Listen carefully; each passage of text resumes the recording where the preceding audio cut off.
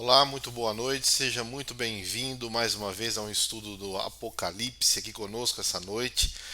Muito feliz de estar novamente com vocês para juntos estudarmos a palavra de Deus em mais um tema, do livro do Apocalipse. Já peço desculpas de antemão, semana passada tive um probleminha e não pude estar com vocês, mas hoje nós iremos iniciar o estudo do Apocalipse sem falta, continuarmos o estudo. Como está sendo a semana de vocês? Espero que estejam bem. Estou muito feliz de novamente retomar. E hoje nós vamos estudar o capítulo 5 e 6 do livro do Apocalipse. Nós vamos falar sobre o tema dos sete selos.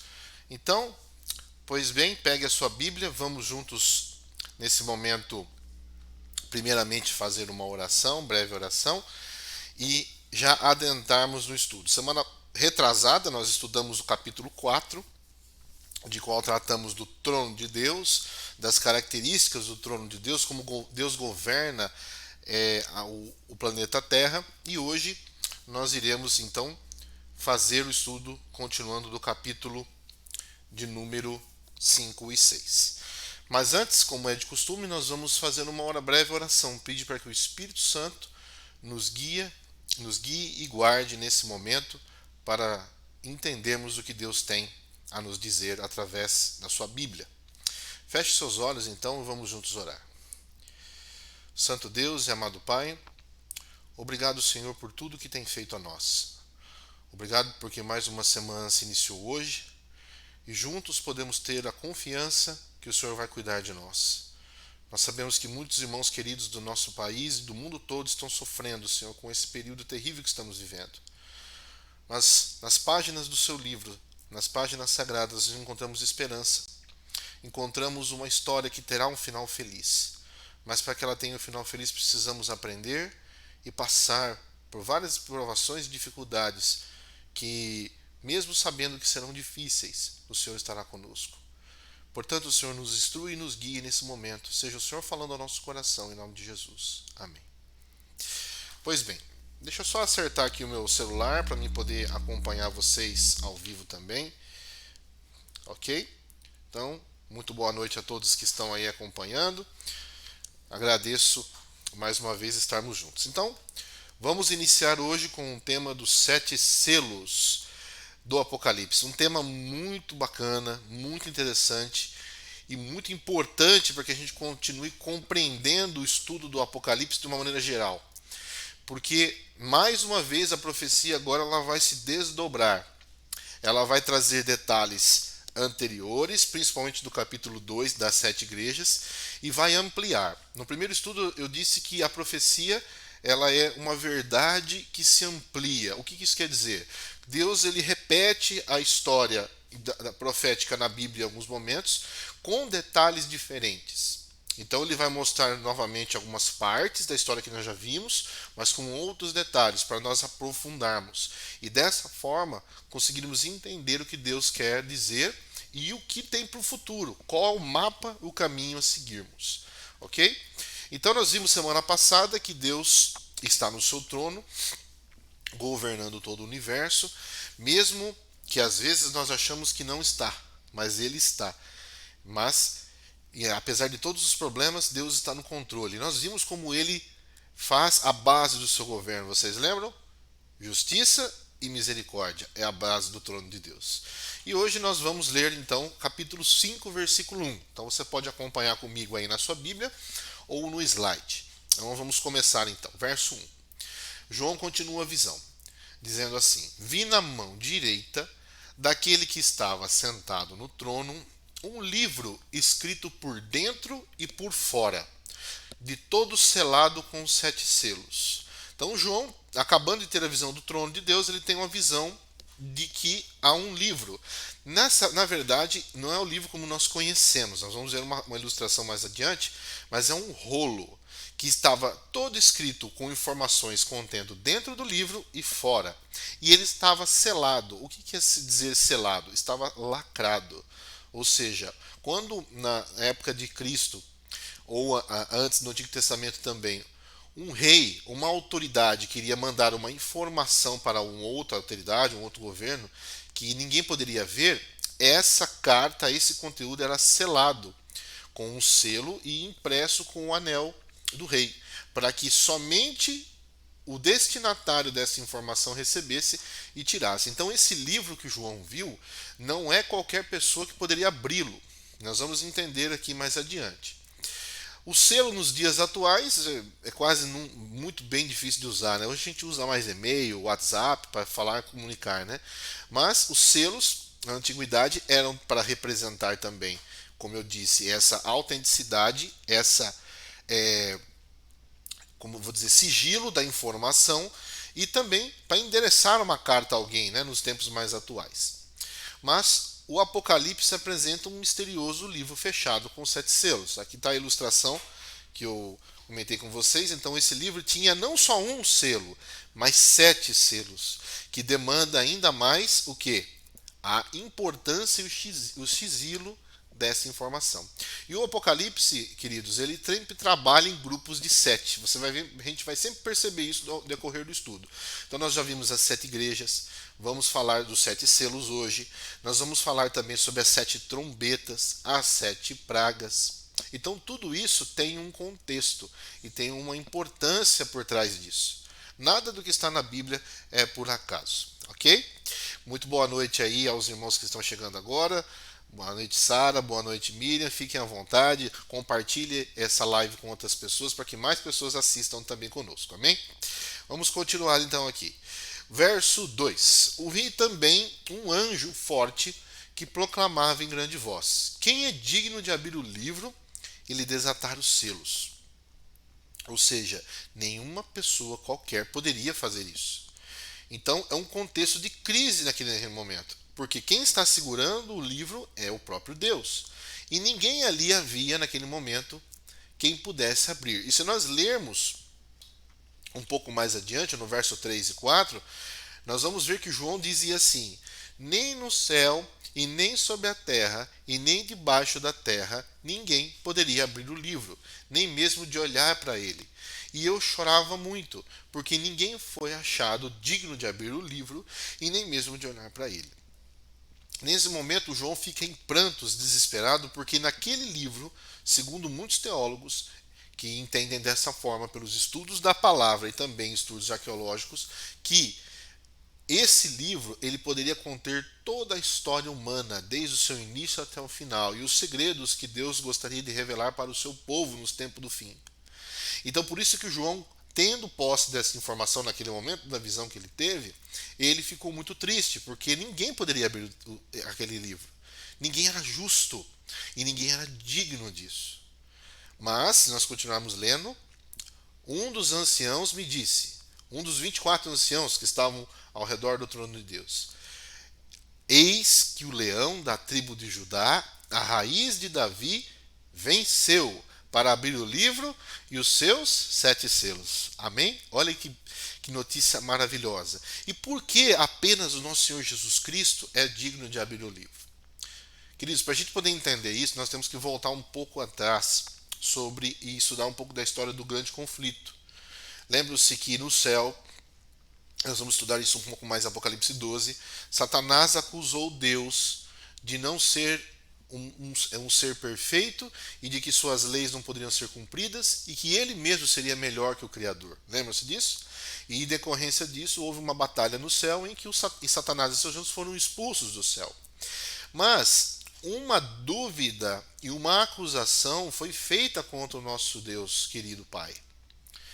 E como Deus ele não força ninguém, o seu caráter é limpo e puro, e ele que poderia muito bem exterminar os anjos e Satanás naquele momento, mas não o fez, porque isso ainda levantaria mais dúvidas sobre o seu caráter, ele permitiu, de uma certa forma, ser acusado e resolveu pagar o preço para que fique bem evidente o caráter de Satanás e o caráter de Jesus. Quando Deus manda o seu Filho amado morrer na cruz por nós, ele prova para não somente nós, mas todo o universo, o caráter de Satanás, o caráter maldoso de Satanás. Por isso que nesse momento ninguém poderia abrir o livro. Mas você pode perguntar assim, mas Deus não poderia abrir o livro? Sim. Mas, irmãos, quem estava sendo acusado no momento? O próprio Deus. Então ele se submete às suas próprias leis, ao invés de quebrá-las, que ele não estaria errado em fazer isso, porque ele é o Criador. E quem cria estabelece leis. Você não tem a sua casa, a sua empresa, o seu local de trabalho onde você é dono, o seu, o seu meio de transporte, ele é seu, você adquiriu ele com a força do seu trabalho. Então outra pessoa não pode chegar ali e usar da maneira que ela quer, fazer da maneira que ela quer. Apenas você pode ditar essa regra. Então Deus é a mesma forma. O caráter dele não permite que ele faça isso, porque ele não se submete dessa forma. Então alguém precisava, entre aspas, defender a Deus Pai. Exatamente. Mas Deus não precisa de nenhuma defesa, concordo com você. Mas percebam no grande conflito onde há um acusador e o acusado. Se Deus não permitisse que a situação acontecesse, Jesus não precisava ter morrido na cruz do Calvário, para que ficasse evidente, para que eu e você vejamos o caráter antagônico das duas situações. Então, por isso que Cristo, que desceu a essa terra, sem pecado, viveu como nós, venceu a morte, pode agora o quê? Pegar o pergaminho e abrir os selos. Tem um texto interessante da palavra, não está no slide, gostaria de ler com você, rapidamente. Abra sua Bíblia em João, capítulo 5. Me veio à memória agora esse texto. É muito interessante a gente compartilhar ele, para que fique mais claro ainda esse tema do julgamento. Porque, irmãos, por incrível que pareça, Deus, sendo todo-poderoso, ele confiou a Jesus a prerrogativa de defendê-lo. Exatamente. E de julgar o povo. Se você abrir a sua Bíblia em João, capítulo 5, deixa eu só abrir aqui que eu não... Aqui achei. Verso 22, nós temos assim: E ao Pai a ninguém julga, mas ao Filho confiou todo o julgamento. Ou seja, o próprio Jesus Cristo, ele vai fazer o julgamento de cada pessoa. O julgamento de Satanás, seus anjos, de todas as pessoas da terra, e mostrar o caráter de Deus através da sua vinda nessa terra e o caráter de Satanás, que ficou evidente na morte de Jesus, representando os frutos da sua desobediência, porque o inocente teve que pagar o preço. Amém? Então por isso que Jesus, ele é o único digno de abrir o livro. Mas vamos continuar. Veio, pois, então, versos 7 e 9, e tomou o livro da mão direita daquele que estava sentado no trono. E quando tomou o livro, os 4 seres viventes, aqueles seres viventes que estavam ao redor do trono de Deus, e os 24 anciãos se prostraram diante do Cordeiro, ou seja, mais uma vez uma cena litúrgica, uma cena de adoração, tendo cada um deles uma harpa e taças de ouro cheias de incenso, que são as orações dos santos. E entoavam um novo cântico, dizendo: Digno és de tomar o livro e abrir os selos, porque foste morto, e com o teu sangue compraste para Deus os que procedem de toda a tribo, língua, povo e nação. Louvado seja Deus. Então, por que Jesus é digno? Nós já vimos no estudo passado que ele é o Criador. E ele também é digno porque ele é o nosso Redentor, porque ele morreu por nós. Então ele comprou. Olha que interessante esse verbo que a Bíblia traz, né? Compraste.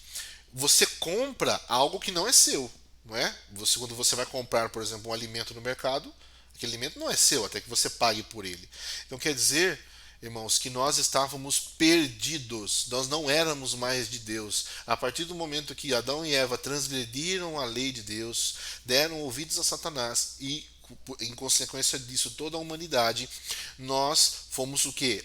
Usurpados por Satanás. Exatamente. Satanás não nos comprou, ele nos roubou. O pecado nos roubou de Deus. Nos roubou da presença de Deus, roubou a nossa eternidade, que dependíamos da árvore da vida para isso. E agora, Jesus fez o quê? Comprou de volta. Com o quê? Com o seu sangue na cruz do Calvário. Então agora nós somos dele. E se nós permanecemos nele, nós seremos dele para sempre. Amém? Então nós temos aqui o quê?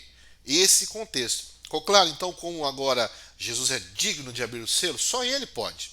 Então, só um último pensamento, querido, sobre isso. Por isso que nós não devemos confiar a nossa vida espiritual a ninguém. Exatamente. Nós devemos confiar a nossa vida espiritual apenas a Jesus. Nós devemos confessar os pecados, nós devemos orar, nós devemos pedir intercessão apenas por Cristo, porque Ele é o único digno de adoração. Nenhum pastor, nenhum padre, nenhum obreiro, nenhum líder espiritual, ele tem poder para isso. Você pode pedir orientações, você pode pedir ajuda, mas confiar a sua vida espiritual, seguir cegamente uma pessoa que é um ser humano pecador como eu e você, a Bíblia não aconselha isso. Apenas Jesus que é digno da nossa adoração. E por que ele é chamado leão da tribo de Judá? Só rapidamente. Porque ele veio da tribo de Judá, da raiz de Davi, e ele é o leão, o animal mais forte, o que vai vencer. Certo? E ele também é chamado de Cordeiro de Deus. Muitas vezes no Apocalipse Jesus é chamado de Cordeiro. Por quê? Porque Jesus é o Cordeiro que se deu a vida por nós. Assim como aquele cordeirinho lá no Éden, que não tinha nada a ver com o pecado de Adão e Eva, teve que pagar o preço para que eles pudessem vestir roupas, Jesus também, que não tinha nada a ver com o nosso pecado, ele era puro e limpo, teve que pagar o preço. Percebe como a Bíblia ela tem esses simbolismos fantásticos que faz a gente entender muito fácil, né, a mensagem, porque ainda de forma bem simples, porque a salvação, irmãos, vai ser um assunto que nós iremos estudar por toda a eternidade. Várias e várias vezes nós iremos ver esse tema para poder compreender, né? E os anjos de Deus vão querer falar conosco para saber como é que é ser salvo por Jesus, né? Então o Cordeiro abre o livro selado. Amém? Então nós vamos continuar aqui lendo agora as partes seguintes para poder compreender. Então a abertura do primeiro selo, Apocalipse 6, tá? Versículo 2, diz assim: Vi então, e eis um cavalo branco, e o seu cavaleiro com um arco, e foi-lhe dado uma coroa, e saiu vencendo para vencer.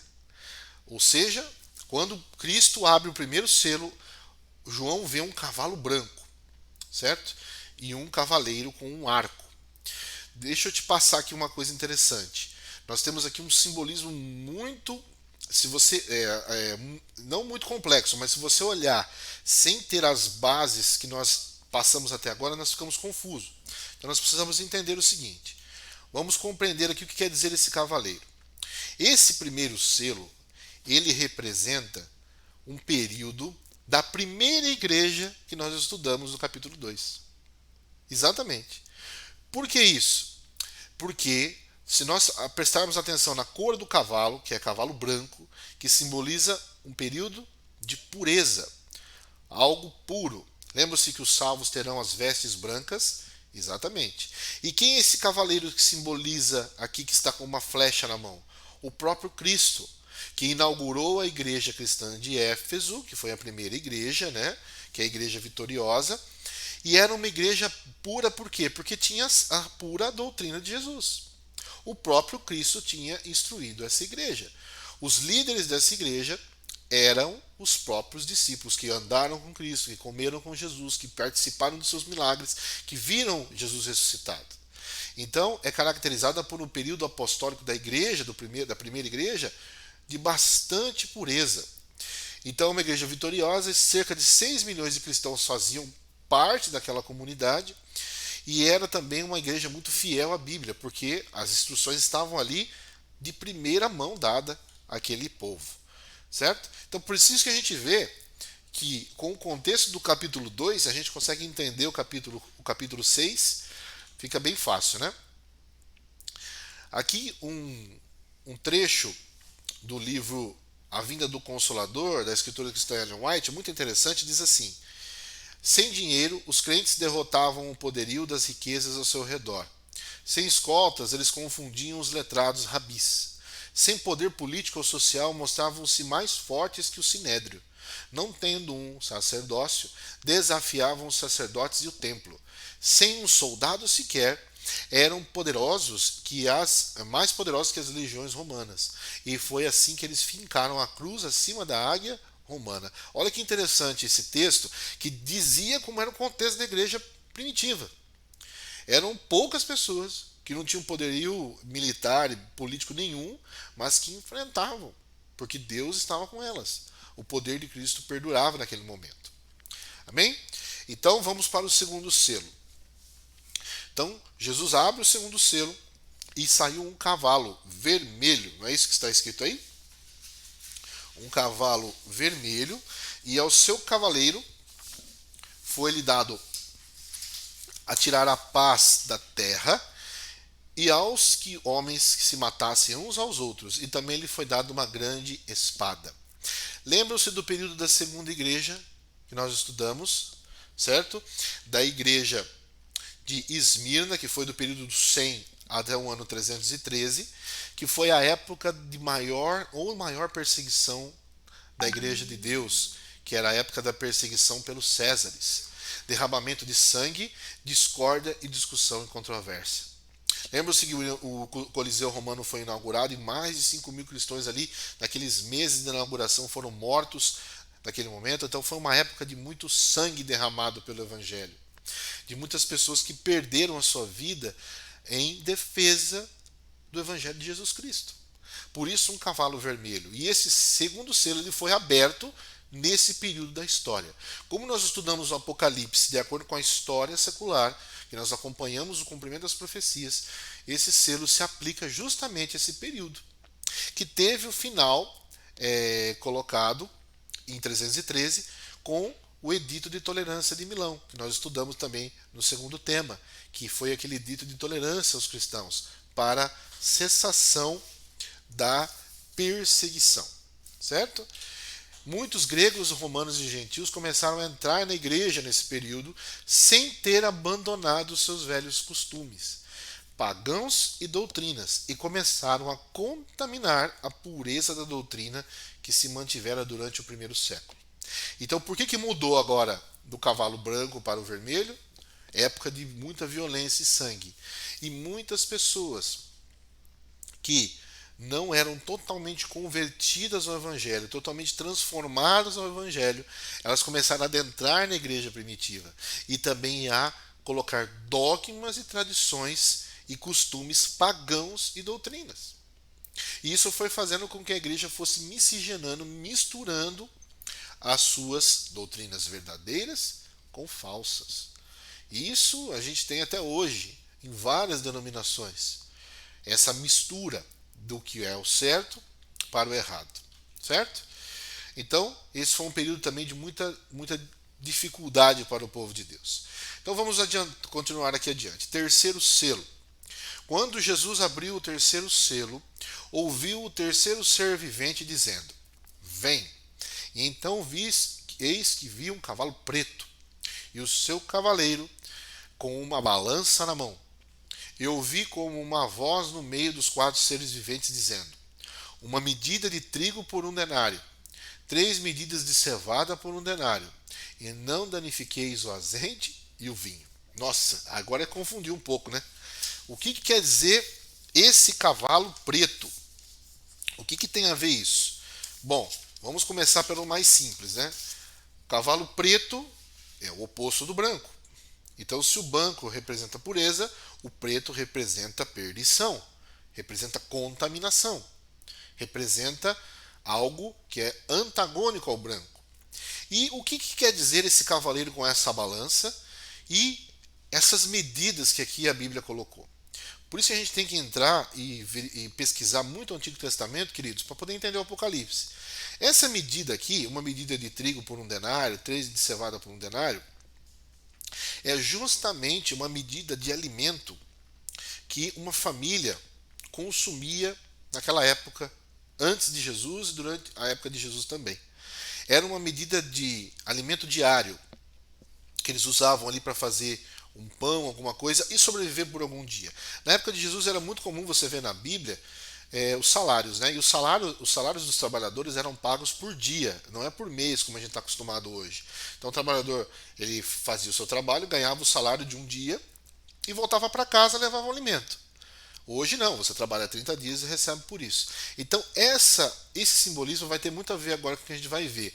Porque se a gente passar isso agora para o restante da história, continuando aqui do ano 313 a 538, da terceira igreja, igreja de Pérgamo, o que dizia lá? Que Pérgamo estava o quê? O trono de Satanás. E foi o período que mais adentrou o quê? Falsas doutrinas da igreja cristã. Por isso a mudança para o cavalo preto. Então foi a corrupção da fé. Ou seja, o bispo de Roma começa a dominar. Lembram-se sobre isso também, que nós falamos aqui do início da supremacia dos papas, do ano 538 adiante. E foi uma época de fome e miséria espiritual. Por quê, irmãos? Porque o povo não tinha a palavra de Deus em mãos. Além de não ter a palavra de Deus em mãos, também era muito difícil naquela época, não tinham pessoas para ensinar as pessoas. Porque os cristãos estavam sendo perseguidos. Então, para que eu pudesse ter uma orientação sobre a palavra de Deus, eu tinha que buscar um líder espiritual, que muitas vezes estava corrompido por esse sistema religioso. Então, por que o cavalo preto, com essa balança, aparece dizendo essas medidas? Porque nem a medida diária que o povo precisava da palavra de Deus para poder se sustentar espiritualmente, como é que a palavra de Deus é comparada na Bíblia? Como pão, o povo tinha. E era uma época de fome e miséria espiritual, porque não se tinha informações. Mas você imagina nos tempos de hoje, se a gente tivesse que buscar alguém para poder ouvir a Bíblia? Irmãos, hoje é uma época de abundância, nunca teve tantas Bíblias à disposição. Se você sair aí agora, onde você está agora, é que agora vai ser difícil você achar uma igreja talvez esteja aberta. Até assim, né? Até esse horário talvez você possa achar. E pedir uma Bíblia para alguma igreja, eu duvido que você não ganhe uma Bíblia. De graça. Você vai conseguir uma Bíblia. Só que nunca se teve tantas Bíblias e nunca se teve um povo tão ignorante da palavra de Deus. Porque a Bíblia não é estudada. A Bíblia ela não é no seu íntimo internalizada no nosso coração. As pessoas costumam ler a Bíblia como um amuleto, como passagens de causa e de efeito, né? Como assim, eu vou tomar por si essa palavra. A palavra em si, se você não vivê-la, ela não tem poder. Por que Jesus disse que a palavra tem poder? Porque a palavra tem poder de transformar um coração. E se você não viver aquilo, ela não vai ter poder. Não porque a palavra é fraca, é porque você não quis. Deus não faz nada empurrado à força.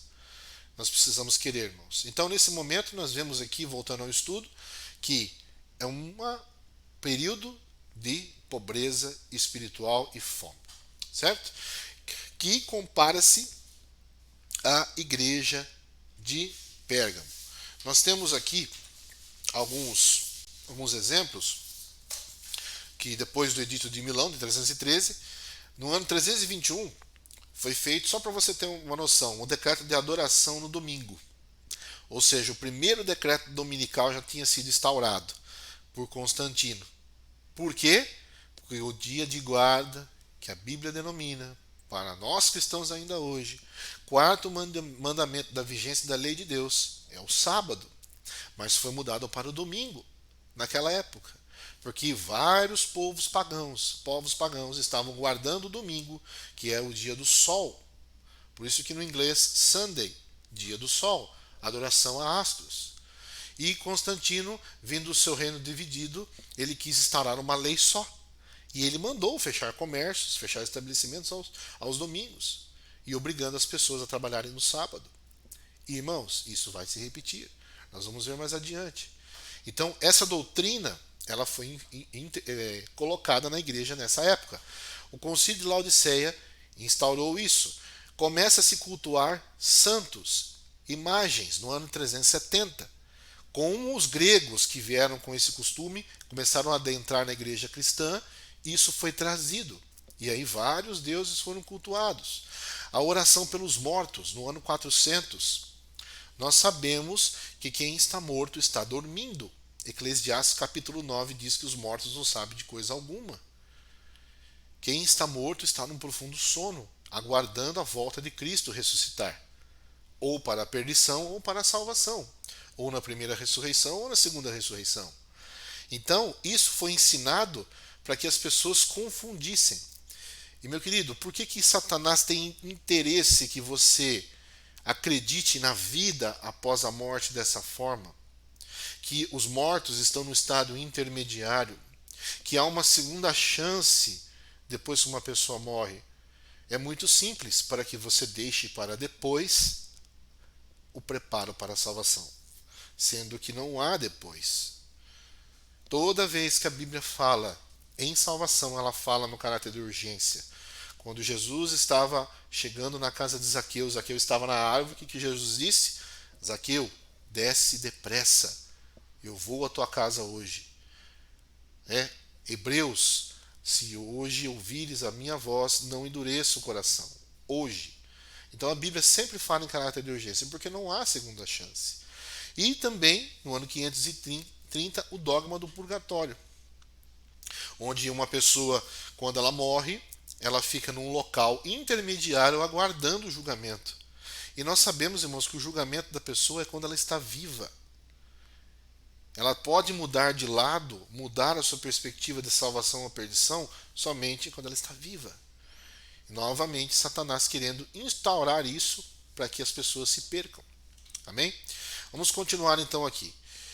Quarto selo.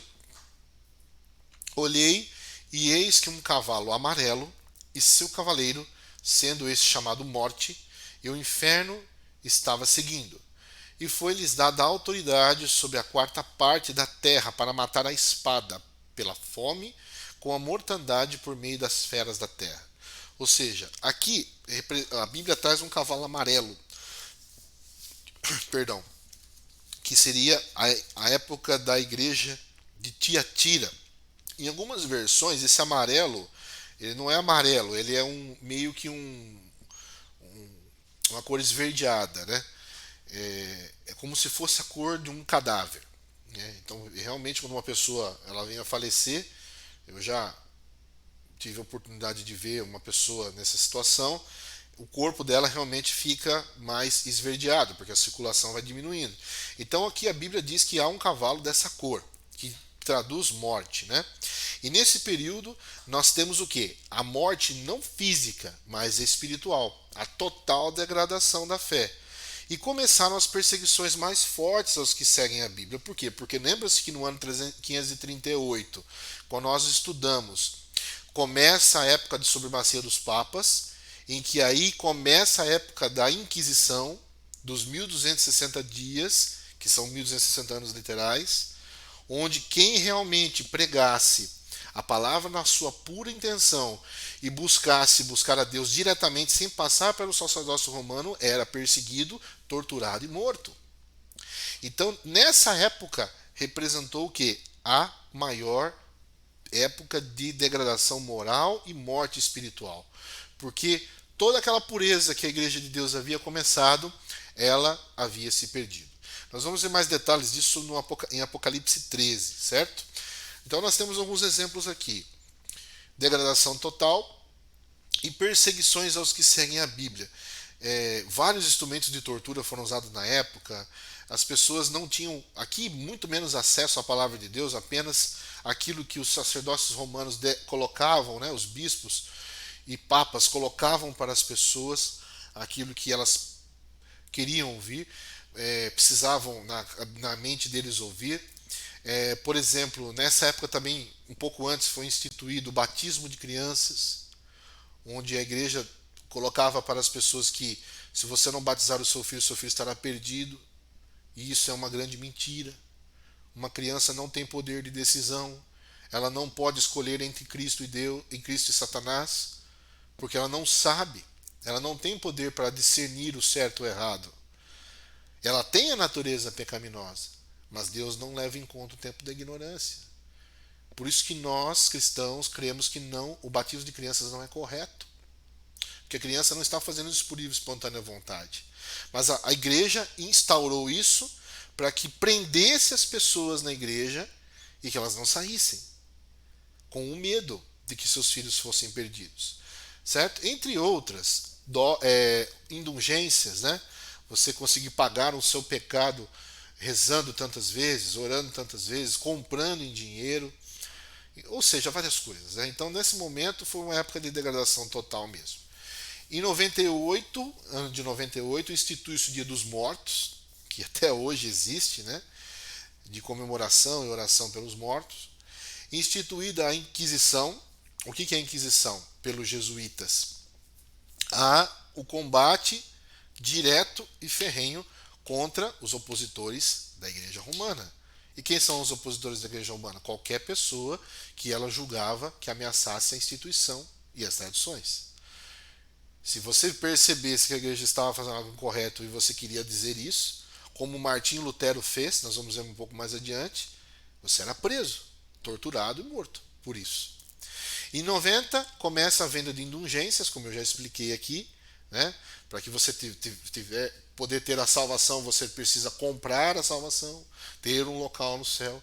E isso ainda hoje existe, tanto na igreja romana quanto nas igrejas evangélicas, pela teoria da prosperidade. Como assim, Tiago? Existe isso? Existe. Satanás apenas mudou de estratégia. Ele continua exercendo a mesma coisa. Quando você vai a uma igreja, não todas, mas a maioria, o que você vê lá? Na maioria delas, não em todas. A venda da fé.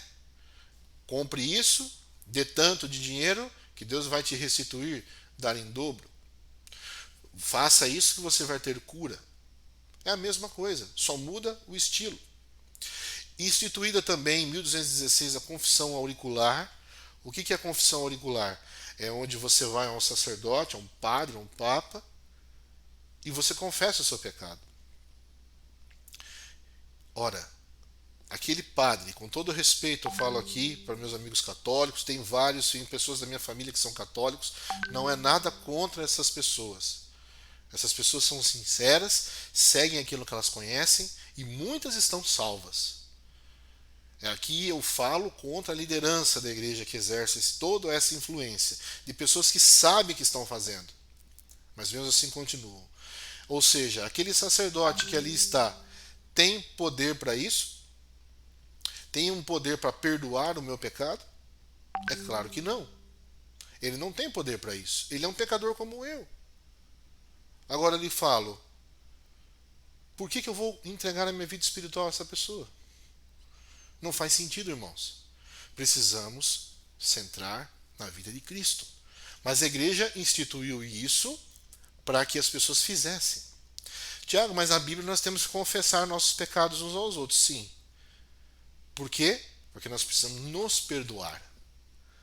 Se eu tenho um problema e eu tenho como pedir ajuda, não entregar, confiar nessa pessoa para a minha salvação. Ajuda ao meu pastor, por exemplo, num problema de área sexual que eu tenho, vamos supor, ou de um problema de área de caráter, que eu preciso de ajuda para ele me auxiliar, eu posso falar com ele.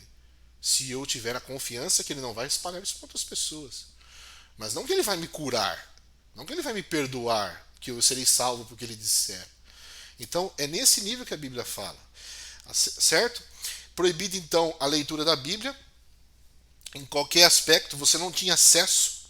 Então, quem poderia ler a Bíblia são apenas os sacerdotes que passavam. Talvez você já tenha ouvido falar esse detalhe. Que quem lê, se você ler a Bíblia, olha, tome cuidado, se você ler muito a Bíblia, você vai ficar louco. Já ouviu falar isso? É dessa época, irmãos. Por quê? Porque as pessoas sabiam que, a partir do momento que você lesse a palavra, você ia ver total a discrepância do que está acontecendo, do que estava acontecendo. E você ia o quê? Se libertar daquilo. Percebe?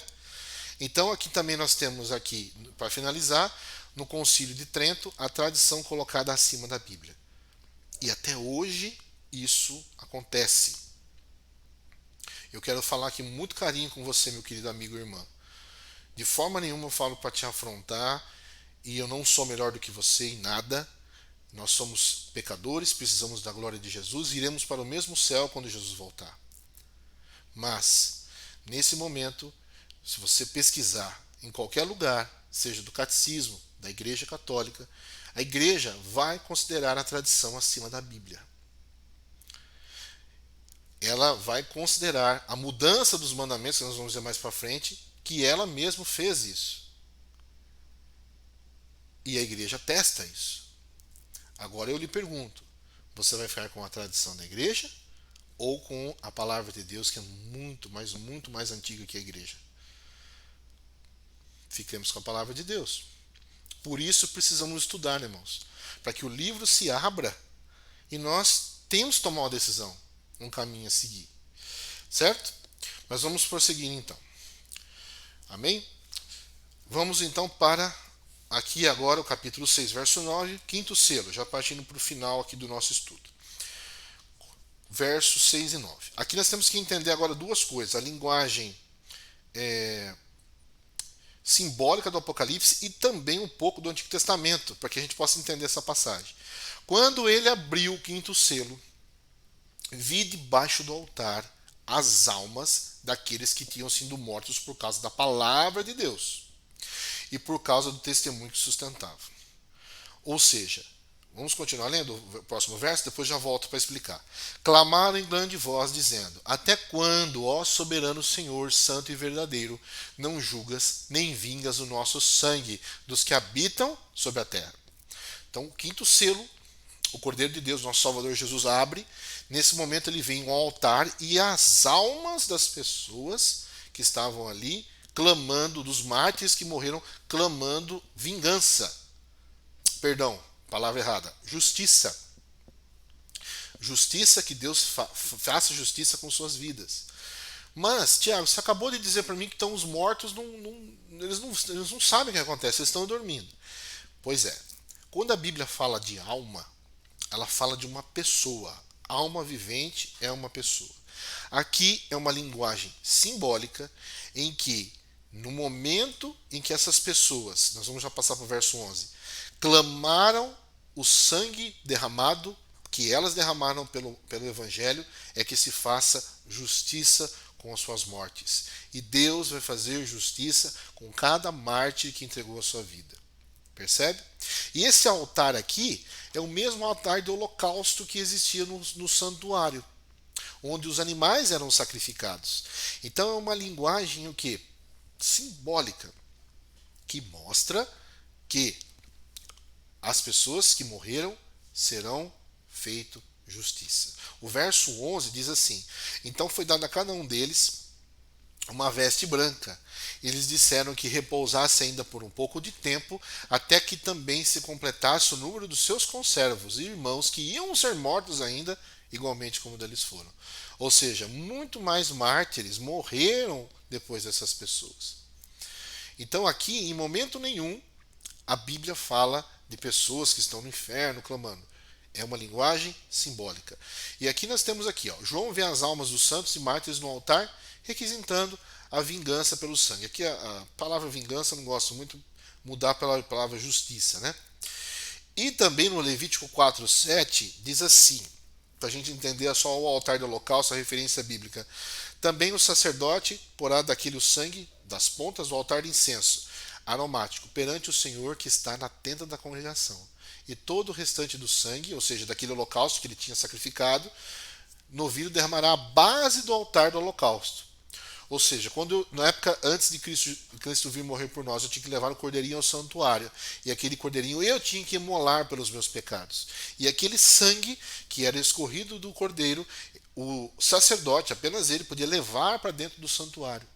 E antes ali desse sangue entrar no santuário, uma parte dele era colocada no altar do holocausto, que está à porta da tenda da congregação, um pouco antes de entrar dentro do santuário. Então, se a gente pegar esse detalhe do livro do Levítico 4, verso 7, a gente consegue transferir para cá.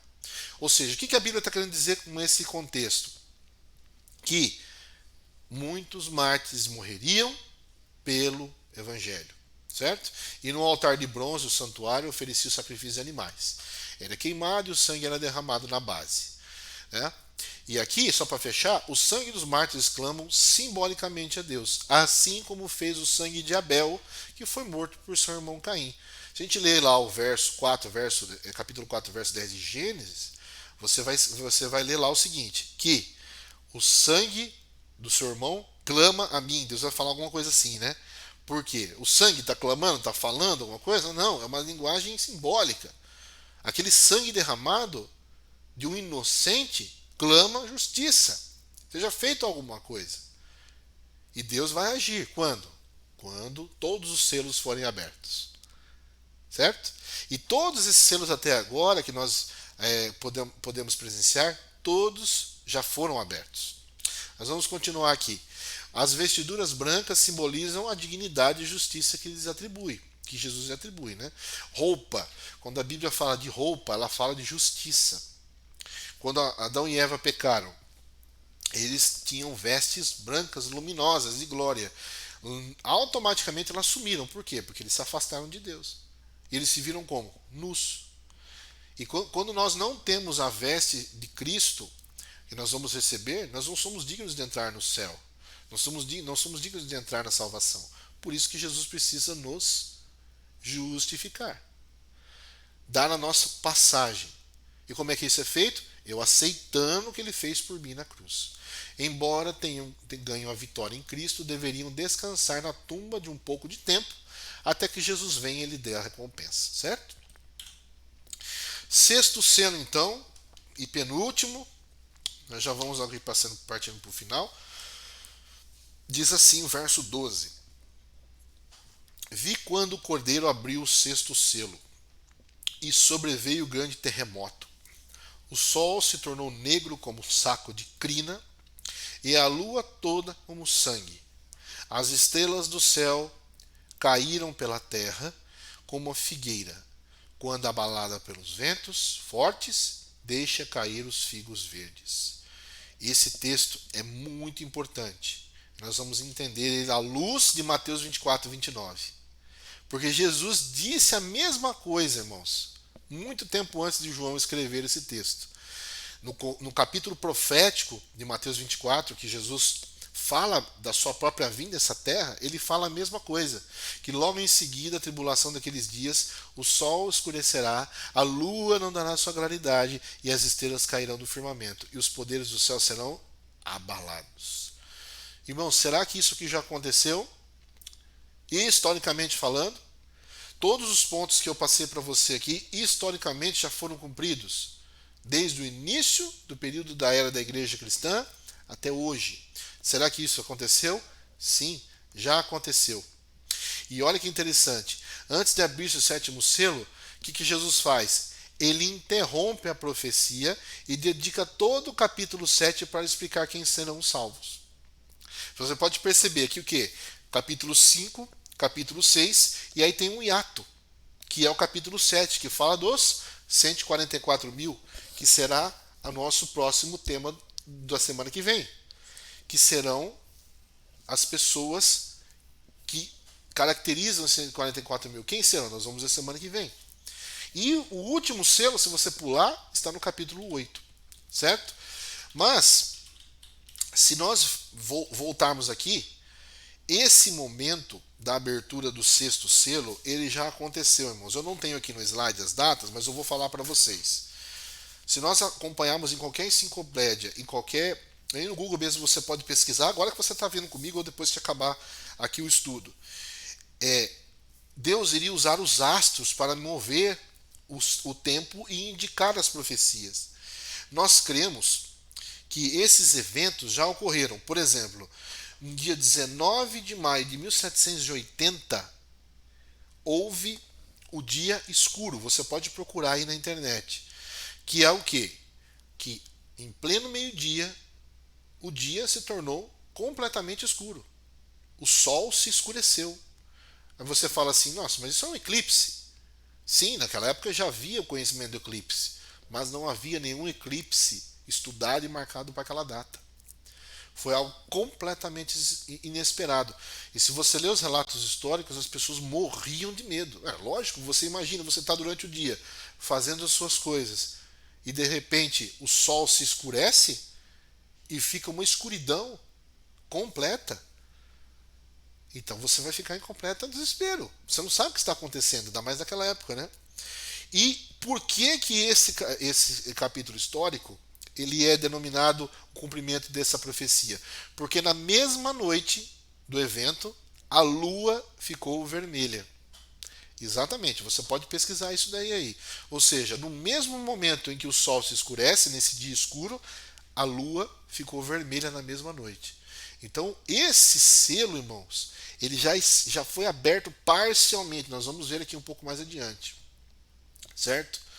Isso, e depois, o próximo evento que nós lemos aqui, que as estrelas do céu caíram pela terra como uma figueira, como abalava pelos ventos. Em 1833, você tem um evento também denominado a chuva de estrelas, que durante, se eu não me engano, 1 hora, vários meteoros passaram no céu da Terra. E alguns até chegaram a cair, se eu não me engano, na Terra. Ou seja, muitas pessoas naquele momento presenciaram. Tem gravuras, desenhos, notícias sobre isso. Você pode pesquisar aí. Ou seja, num espaço de tempo curto, não muito tempo depois, houve esses acontecimentos. Então nós cremos que o sexto selo, ele já foi o quê? Aberto. Então, irmãos, lembram-se que eu falei para vocês que no primeiro estudo nós vivemos já 6 igrejas, estamos vivendo na 7ª, e agora 7 selos foram abertos. 6 selos foram abertos. Resta apenas o último. Né?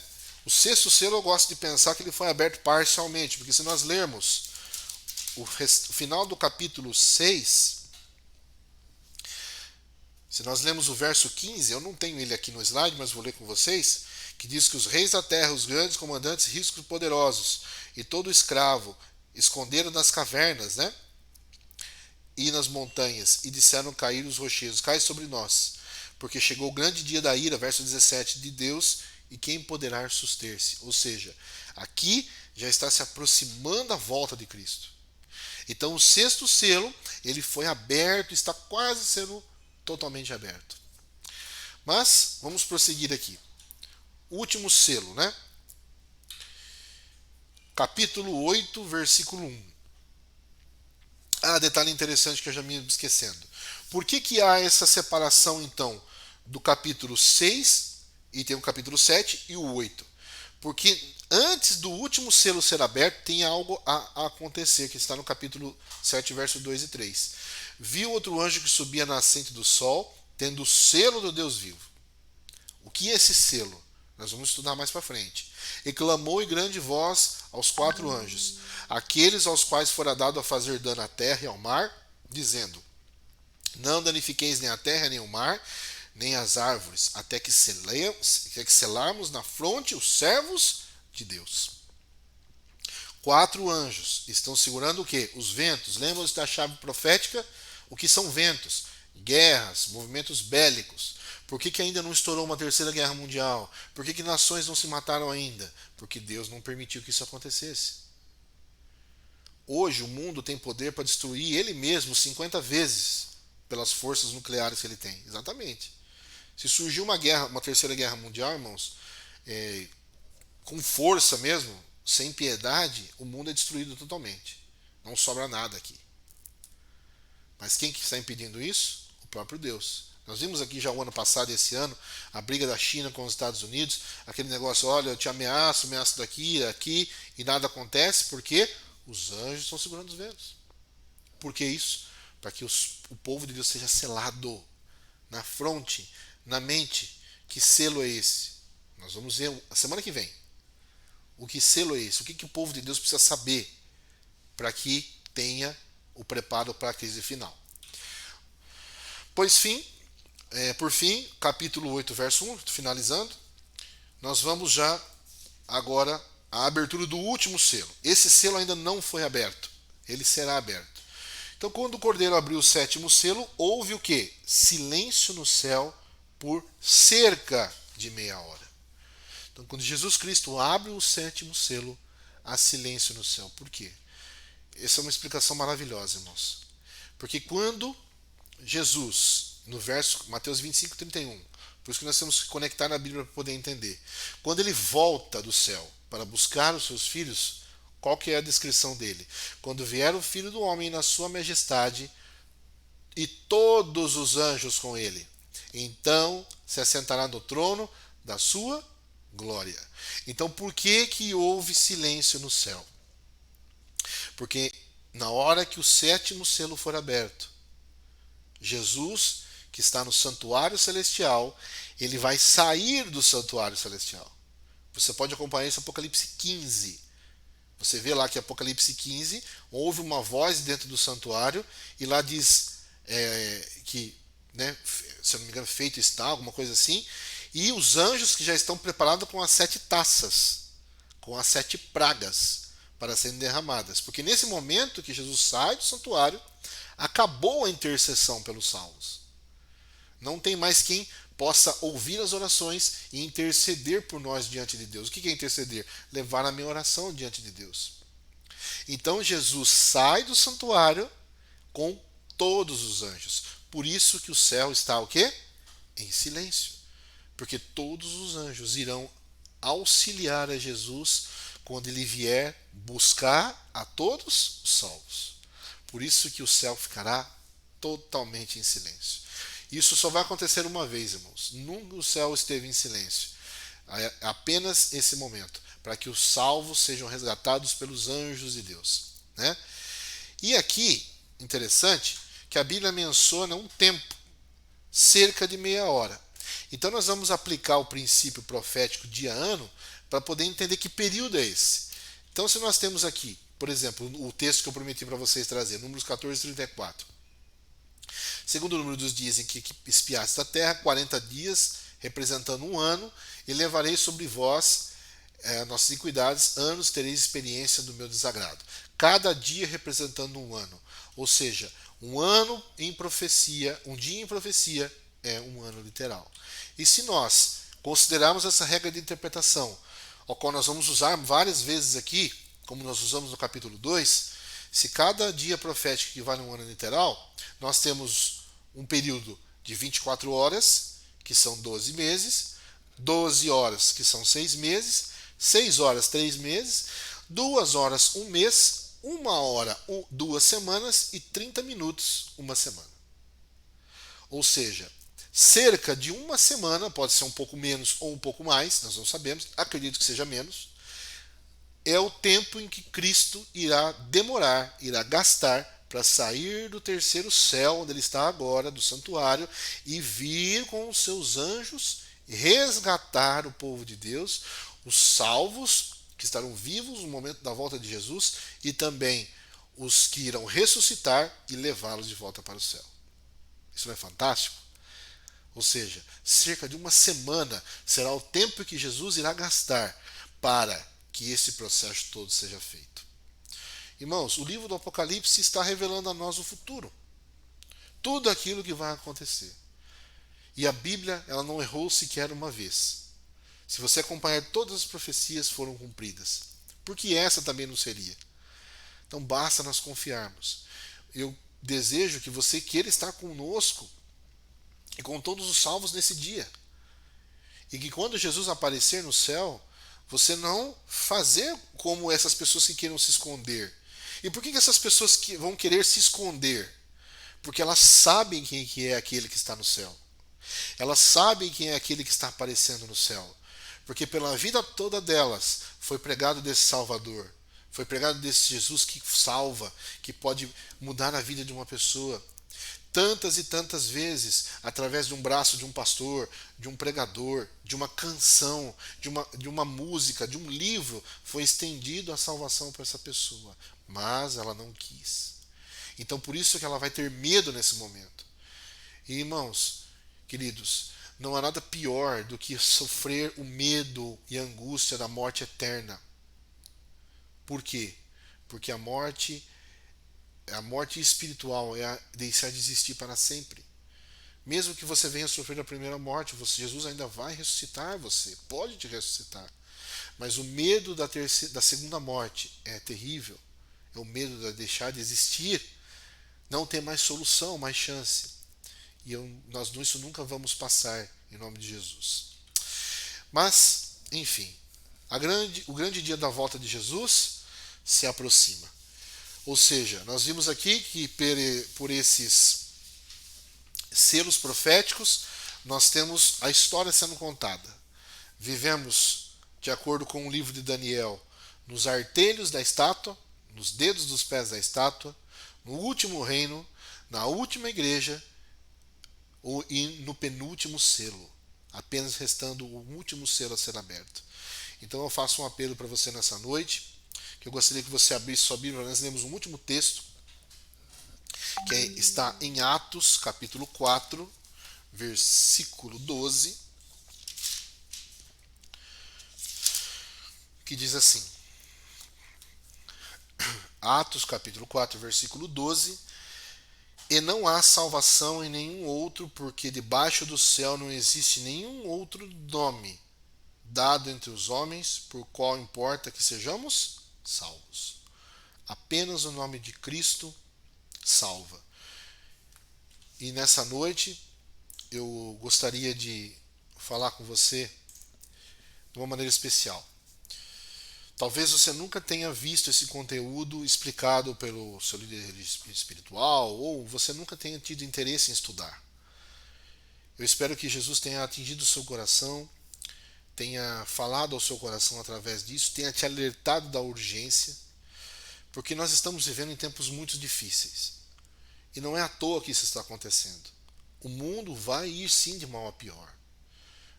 Mas a diferença é que Jesus está ao nosso lado, nos dando a completa segurança. Semana passada foi uma semana muito difícil para mim e para minha família. Se nós não colocarmos a cabeça no lugar, meus queridos, e nos apegarmos às profecias que Deus nos deixou e à salvação unicamente pela fé em Jesus, o que nos resta nesse mundo? Estava conversando com o meu pastor hoje, falando justamente com ele sobre isso, ele falando comigo. Meu amigo, minha amiga, querido, se nós nos apegarmos apenas às forças dos nossos braços, muitas pessoas, pelo conhecimento ou desconhecimento da palavra, fazem isso. Muitas pessoas se apegam aos seus negócios, ao seu trabalho, ao seu meio de vida, e estão vendo agora tudo ser destruído por esse vírus terrível que está sendo acometido, que creio eu ter saído das próprias mãos de Satanás, para que se cumpra tudo isso que nós estamos falando aqui. Essas pessoas, vendo o seu mundo ruir, qual esperança resta para elas? A esperança é essa que nós estamos estudando hoje. A esperança é que isso não é o fim. Que Jesus, da mesma maneira que alimentou aquela viúva de Serepta, aquela mulher em que não tinha nada para comer, e mesmo assim serviu o profeta, e Deus a abençoou com azeite abundante, Ele pode fazer isso. Talvez não seja um milagre direto como ela recebeu, mas talvez as mãos de outra pessoa você pode ser abençoado. Portanto, não desista. Siga o alerta que Deus deu para nós hoje. Fiquemos firmes e, acima de tudo, confiemos que é no tempo dele que tudo será resolvido. Amém? Vamos orar? Bondoso Deus, obrigado, Senhor, por esse estudo da Bíblia. Aprendemos essa noite que 6 selos praticamente já foram abertos. Resta apenas um. Senhor, nós vivemos nos últimos dias dessa terra. Sabemos que o Senhor não vai demorar muito a voltar. Está próximo, ouvimos os seus passos no céu. Portanto, precisamos da tua confiança, da fé que nos dá a confiança no Senhor.